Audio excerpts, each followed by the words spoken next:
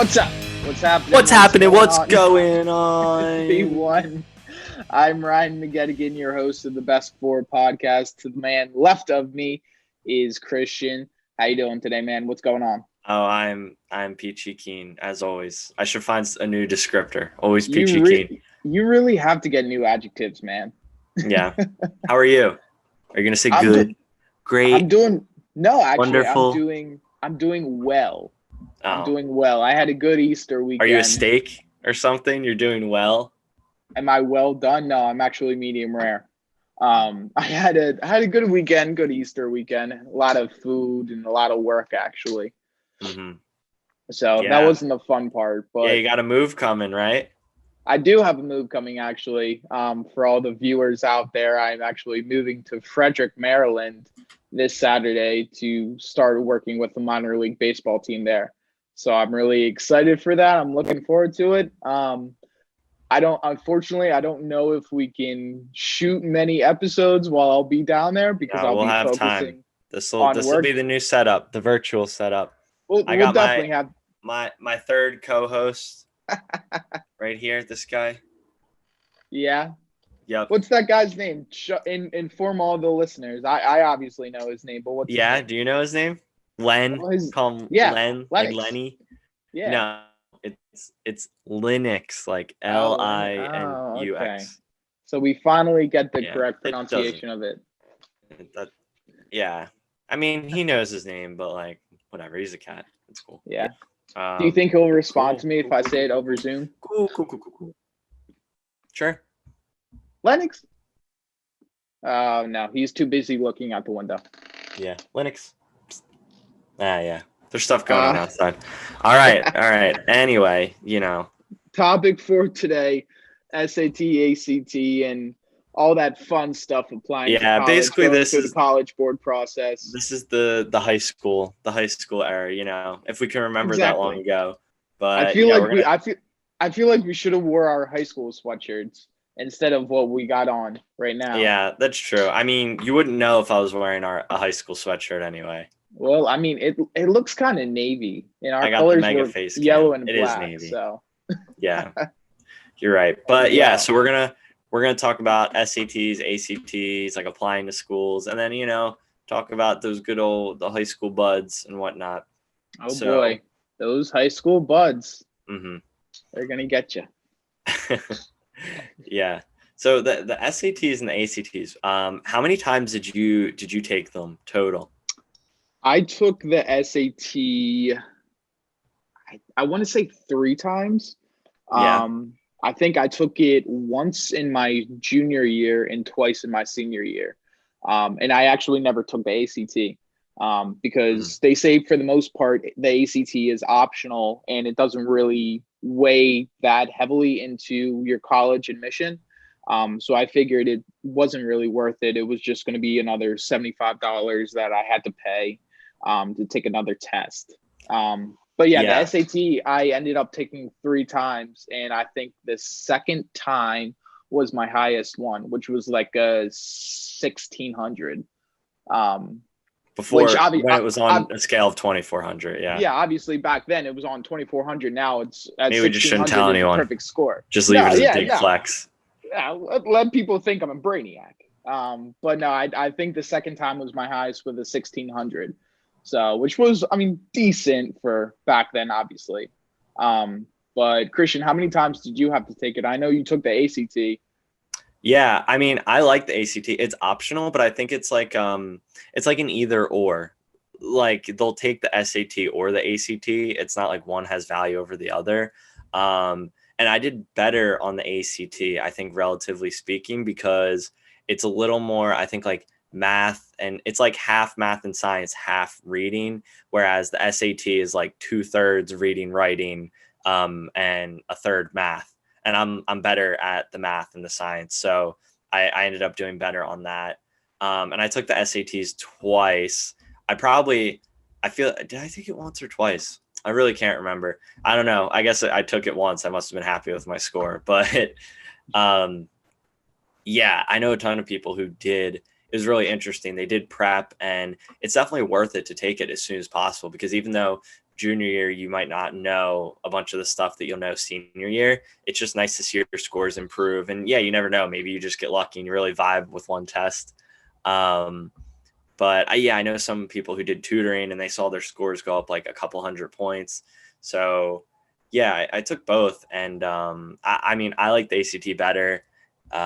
It's tough because it is stressful studying for it while still doing all your other courses, you know? So yeah, I never knew it was an either or. You could take the SAT or the ACT and still get in, or did it matter on certain schools? Like, did one school favor the ACT more than the other?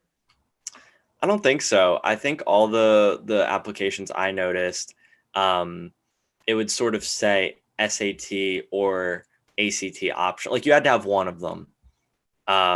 And usually they would take, whatever your like relatively better score is, because it's sort of like an IQ test. I mean, to some extent, like there are right and wrong answers in this, but it's sort of like an IQ test where there's no definitive proof. You know, like you might have been sleepier this day, or you might have been more stressed out this day, or you might have just known these. I mean, they don't have history questions, but you just might have known these topics better or these stories, you know? So it definitely pays to take it more times and even, trying out the different ones. Did you feel like you took it 3 times, you know, your last score it wasn't too bad, but obviously it's out of 2,400. So it wasn't, like perfect. Neither are my scores, like not even close, but did you feel like they affected your college admissions process a lot? Like where you even looked at going, or where you ended up applying and like maybe you did get in or didn't get in? I mean, personally, I feel like the SATs and the ACT, the test scores are really downplayed. You know, I remember all the teachers saying, oh, well, it's 50% those really, but then it's 50% extracurriculars and whatnot. And I don't think that stat was correct at all. I mean, if you're an athlete and you're getting recruited even for D3 or D2 schools, then sure, it's 50% curricular. You know, they don't want someone who literally has zeros on the test. But they're going to recruit you. At least that's my take on it. What do you think? Yeah.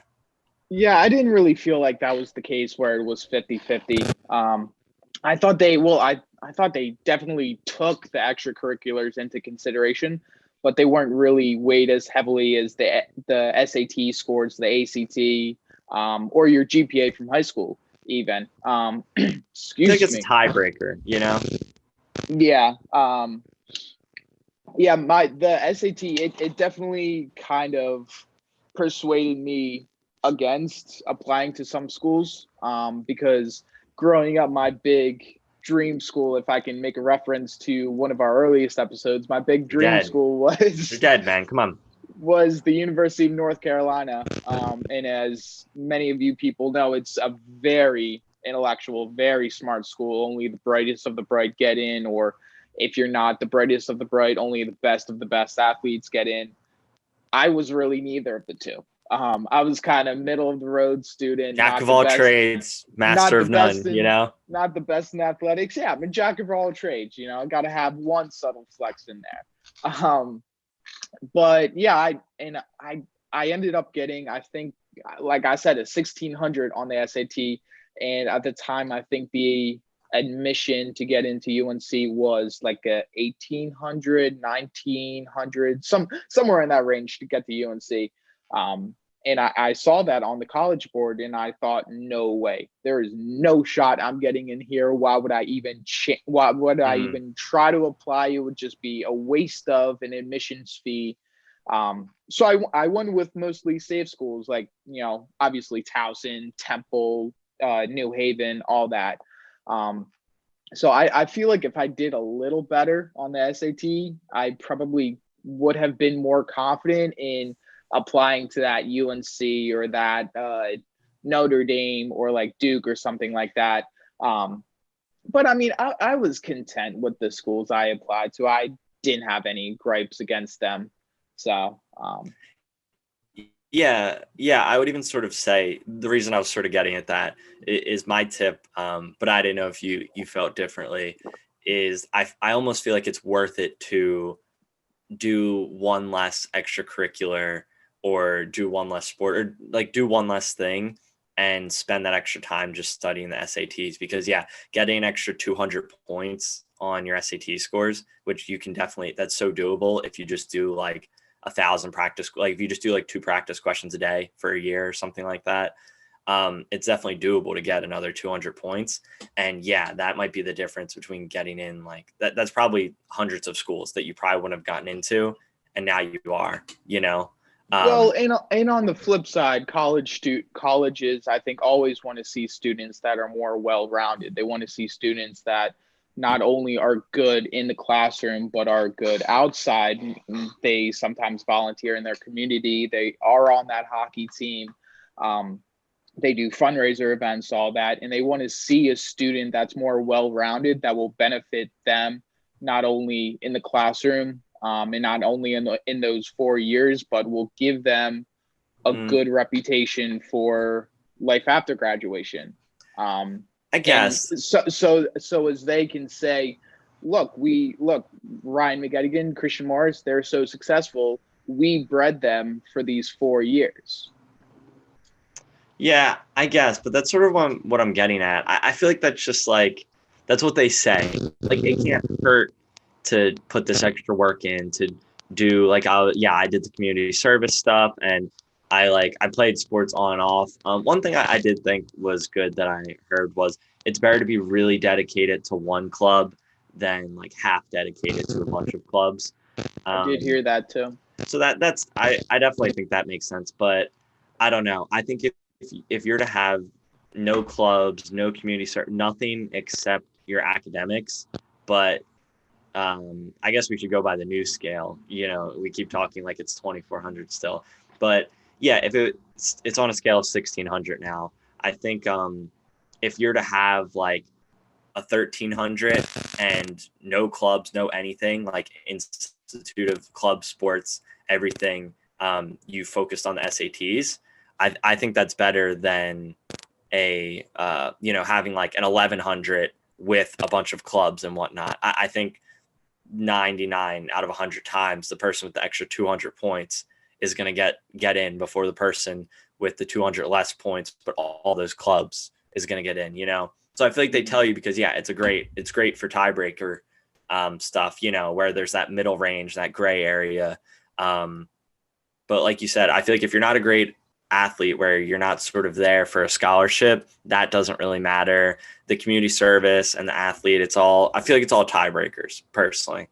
I think the test scores is like really important. And even the school I went to, I know they had like tiers, and depending which range you were in for your test scores, you would get like an extra couple $1,000s a year or something on your scholarship. So, even then it was definitely so worth it, because the school I went to, I think everyone gets in. I don't even know if they decline people, aside from like their certain programs, they have limited spots. So that's why you went there. Yeah. When in doubt. And the truth comes out. But, they gave me a scholarship, and it was already a cheap school. And I know people who got more money than I did because they had even an extra 100 points. So everyone gets in. What's the point of all those clubs and stuff? The clubs don't affect the scholarships. The sports don't affect the scholarships. In fact, they're D3, so they literally can't give scholarships. So I think when it comes down to it, like, academics is the most important thing. When they, like, I feel like a lot of the time for us, it was made out to be 50-50, but I think it's like 85% maybe. It's super important unless you are a top class athlete being recruited. I think academics is the determining factor for most of the important things for admissions. Going back to your original point about you took the SAT, what was it, twice you said? I once or twice, yeah. So you took it once or twice. Did you this will be a question going off the trails, not really exactly kind of dedicated to what we're talking about, but did you feel that it was, I don't know, sort of better to take the SAT in a certain time of the month, like in November versus April, or time of the year, I should say, time of the year, but in November versus April, or like, I don't know. What would you say about that? I don't have any conspiracy theories on that. it seemed the same. I think I did take it twice. And I think the difference was like 20 points or something, you know? So I probably learned something in my classes or from taking it the first time. But it was like such a small difference. So I Did feel you like it. do did you do any SAT prep? Well, I had a book of all the questions and I just like did not make time to go through the book, you know? I don't know. It was one of those things I definitely should have prioritized a little more, but I think I was just sort of like, I'm happier not doing this and I think I'll be fine. Because I knew I wasn't applying anywhere crazy. Like I got into all the schools I applied to. But you know, the amount of scholarship I got did sort of determine which one I went to.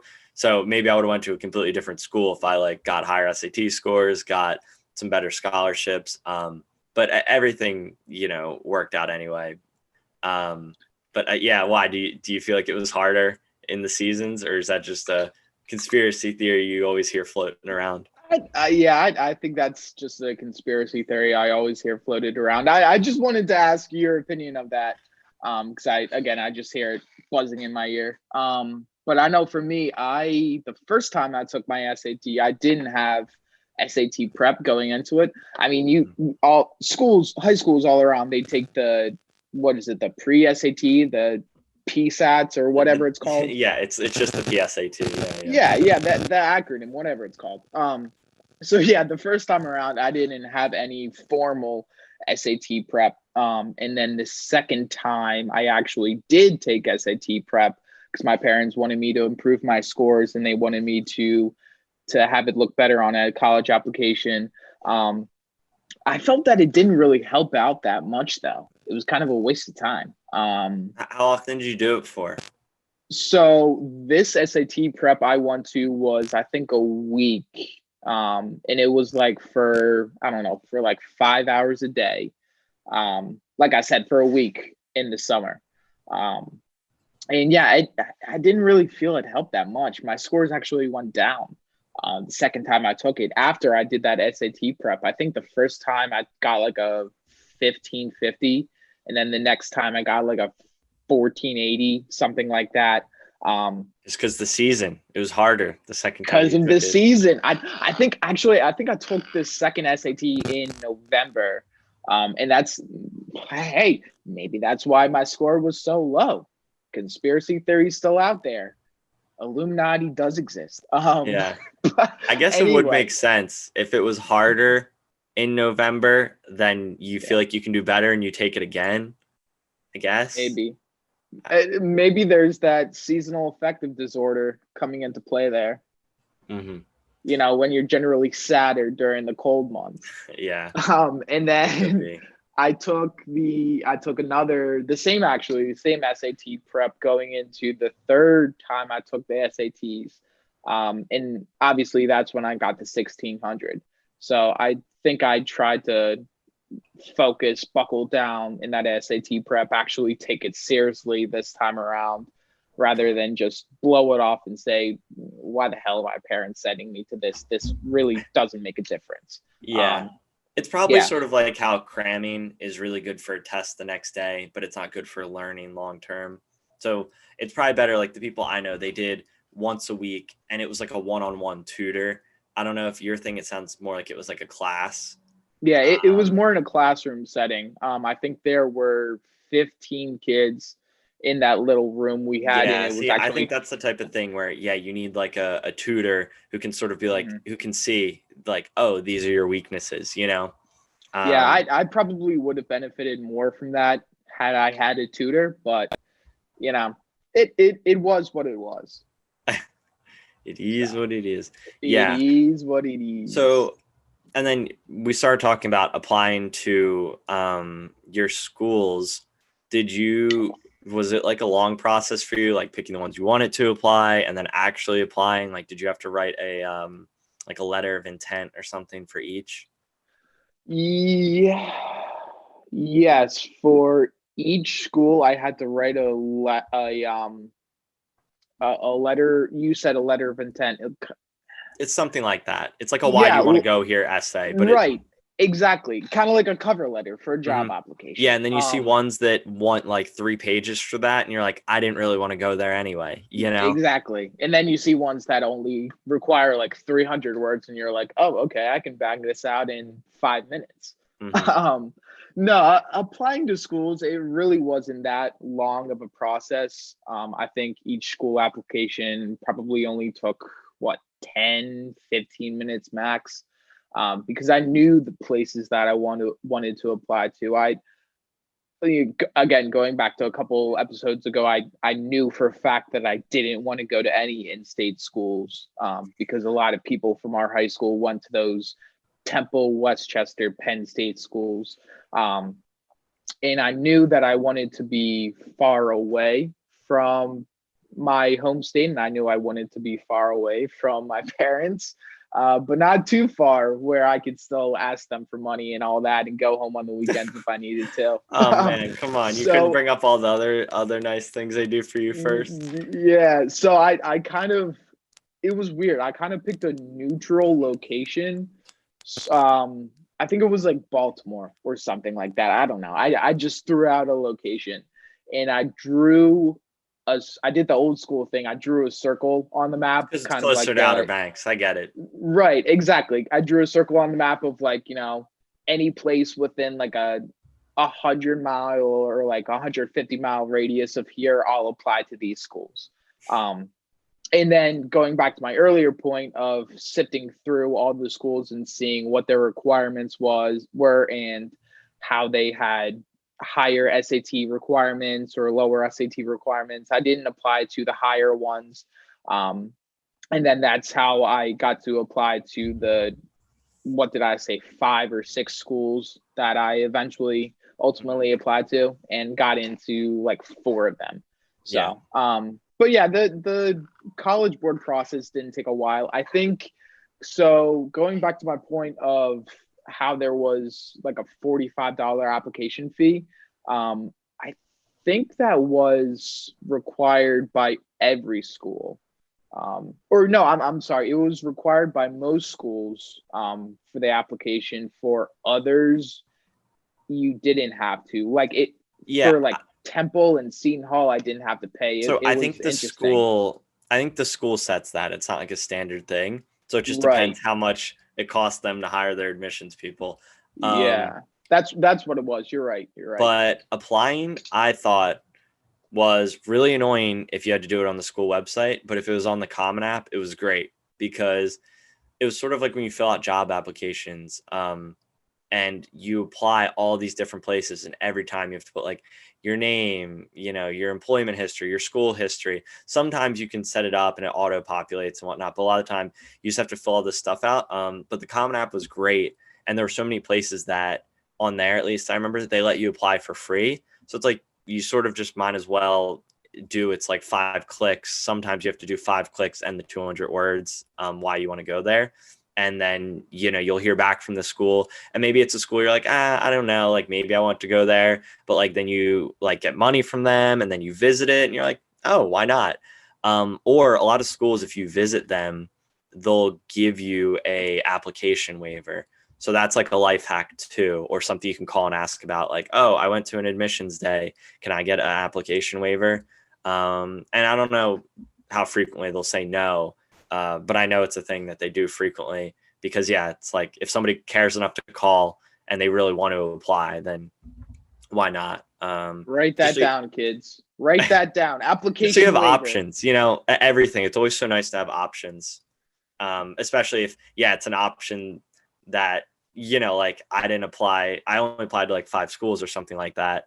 But if I would have applied to like Westchester, and they would have been like, oh, we'll give you like $20,000 and tuition's only $30,000 a year, maybe I would have been like, I kind of like Westchester a little more now, let me visit it. So I think it all comes down to dollars and cents. Dollars and cents. They make the world go round. So I heard there's no fun fact, and that's a fact of the day, but you might there isn't our alternate segment to talk about. There is no fun fact. That's very disappointing. I know you viewers and listeners love the fun facts of the day, but we still do have the would you rather questions. And Christian, I promise they're going to be more fun, I guess is the word you can call it, than All last right. week. I don't want to stand in the sun. You I don't would want to make that stand in the known. sun. I do not want to stand in the sun. We can talk about this in post. But Christian, would you rather live 30 minutes away from your work or school but not have a car, or would you rather live an hour away from your work and school and still have a car? Definitely the hour. A half hour is far. I mean, Half hour is only 30 minutes well, so compared it's a to half. 60. Is it a half hour walk? So say walking distance would be 5 less minutes. So like if you live 30 minutes away but you didn't have a car, it would be a 25-minute walking distance, and then an hour away would be a 55-minute walking distance. Wait, how does that work? How come I can drive there in an hour but I can walk in 55 minutes? Let's say you're a fast walker.